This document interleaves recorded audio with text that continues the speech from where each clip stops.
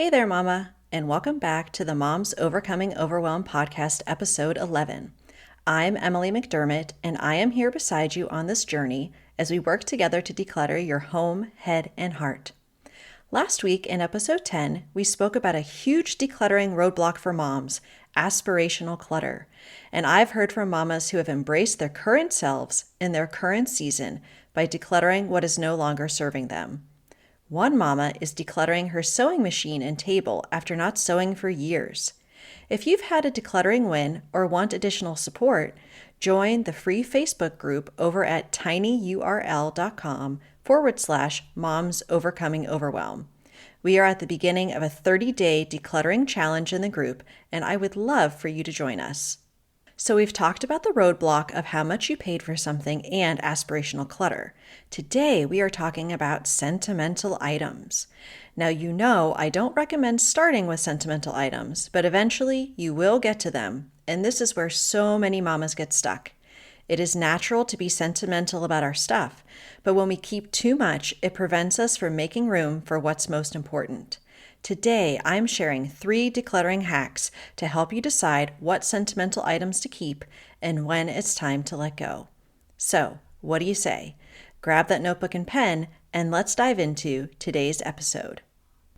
Hey there, Mama! Are you tired of all the stuff crowding your home, calendar, and mind? Do you wish you could say goodbye to the endless to-do list running around in your head? Want to declutter but don't know where to start? You're in the right place. Welcome to Moms Overcoming Overwhelm, where you will find proven and practical solutions to declutter your home, head, and heart. Hi, I'm Emily, a wife, boy mom, and simplicity seeker. I struggled to get pregnant and felt overwhelmed until I discovered decluttering could create the physical and emotional space I needed to become a mom. Now, 2 kids later, I've transformed my life and motherhood by developing simple systems around decluttering, capsule wardrobes, kid stuff, cleaning and tidying, meal planning, time management, and more, and I can't wait to share them with you. If you're ready to reclaim the time and energy you crave, be present with your kids, and finally enjoy the life and motherhood you so deserve, let's kick overwhelm to the curb, shall we? Grab your lukewarm coffee, your notebook and pen, and clear off some counter space. Let's do this. So, Mama, I know you are super busy, but I wanted to remind you, yes, you, that if you leave a rating and written review in Apple Podcasts, 5 stars are my favorite, as you can probably guess, and then take a screenshot of it and send it to me at Simple by Emmy, either on Instagram or Facebook, you will be entered in a drawing for a decluttering book of your choice. And let's just say, as of right now, you have a very good chance of winning, so don't miss out. Check out the show notes for more information. Okay, let's get started, Mama. Sentimental items. They are the things we keep because they have meaning to us. They are imbued with memories. Or perhaps they don't mean a lot to us, but they belong to a family member and remind us of that person. Of course, we should surround ourselves with things that have meaning to us, but when sentimental items become clutter because of how much we're keeping and where we're keeping it, typically in dusty boxes, we really need to evaluate what we have and why. I mentioned that I have 3 hacks to help. Honestly, these are mindset hacks because the only way we will consider parting with our belongings is if we change our relationship, our attachment to our stuff. I will never ask you to get rid of anything, but will gently remind you that removing what is not serving you allows you to make space for what truly matters. And that's what we're all after, right? So let's dive into decluttering hack number 1 for sentimental items. Know the story behind your stuff and share it with others. Our sentimental items have memories attached to them, but the problem is that sometimes we are the only people that know what those memories are. Imagine that you suddenly passed away today. Would your spouse or your kids know what to do with your sentimental stuff? Would they even know what was sentimental to you or why you were keeping it? How difficult would it be for them to go through everything to know what to keep and what to let go of? In order to really understand why we are keeping something, we need to process its meaning to us. We need to tell its story. This could be as easy as a voice memo that you share with your spouse, or you could write it down if you prefer. Here's an example of what I mean. Let's say you have a onesie that your oldest child wore when they came home from the hospital.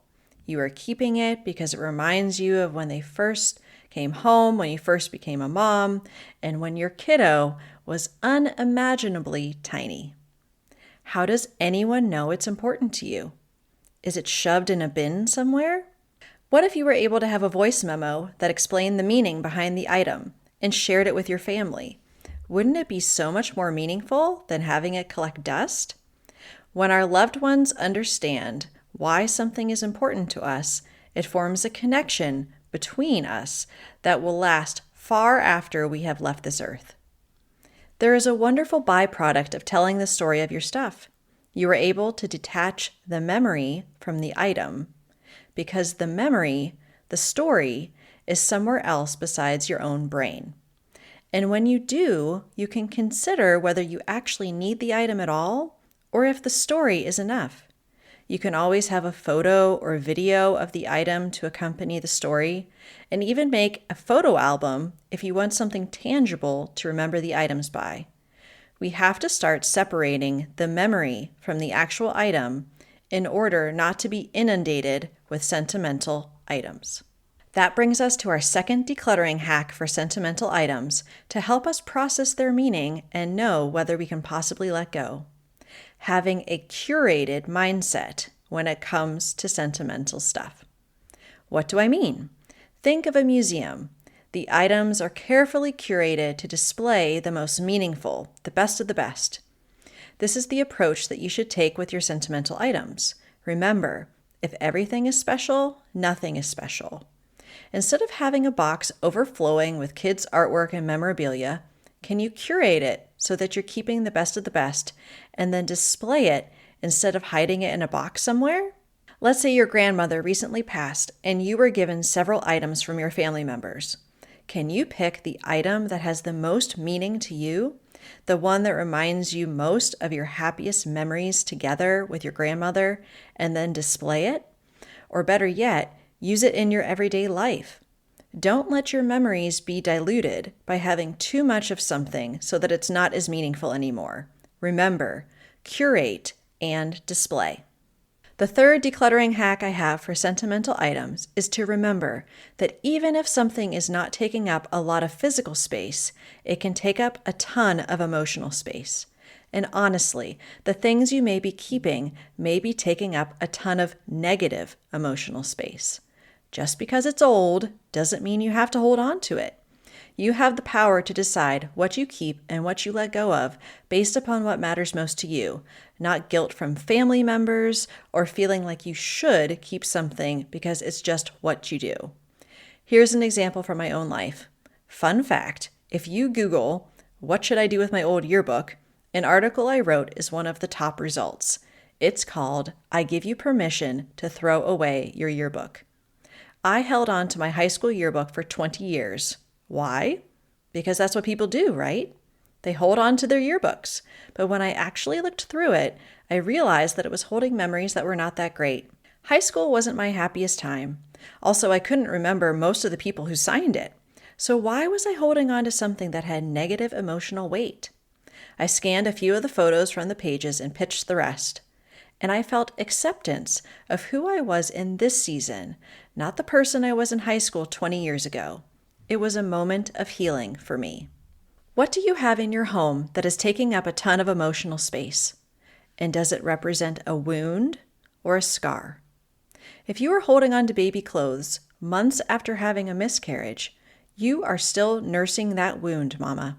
And you can hold on to whatever you need to for as long as you need to when something is a wound. But when something in your past has healed and the item represents something that isn't serving you anymore or reminds you of a you that isn't you anymore, it's okay to let it go. I'm going to link to some blog posts I've written on sentimental items, as well as a link to a worksheet I created for sentimental items specifically. I hope that they help you as you work through your sentimental stuff. If you're stuck, feel free to join our free Facebook group so I can provide you with specific guidance on your sentimental items. So to recap, we don't start our decluttering journey with sentimental items, but when it's time to take a look at them, there are 3 mindset hacks that can help us take a look at what we're keeping and why. Telling the story of our stuff and sharing it with our loved ones, having a curate and display mindset, and remembering the emotional space of what we own and making sure that emotional energy is positive, not negative, are all ways we can start to tackle this tricky category of our stuff. I hope this episode blessed you. If so, please share it with a friend or screenshot it in your stories, tagging me at Simple by Emmy. Next week, we will have a slightly longer episode. The last Thursday of each month, I plan to feature a mom who has overcome overwhelm through decluttering and simplifying, and have them share their amazing tips with you. Since the interview format is slightly more involved than a solo episode, those will be around the 30 to 40 minute mark, while I'll keep my solo episodes 15 minutes or less as I promised. I'll see you next week. Bye for now. If you like today's podcast, here's what you can do. Just take 30 seconds to leave me a review. I know you're a busy mama. You're overwhelmed, in fact, but 30 seconds of your day makes such an impact. I'll be blessed by your words. They'll definitely make my day. And who knows, you might be entered for this month's giveaway. In Apple Podcasts, scroll down to write a review. Thanks so much for your time. I'm so grateful for you.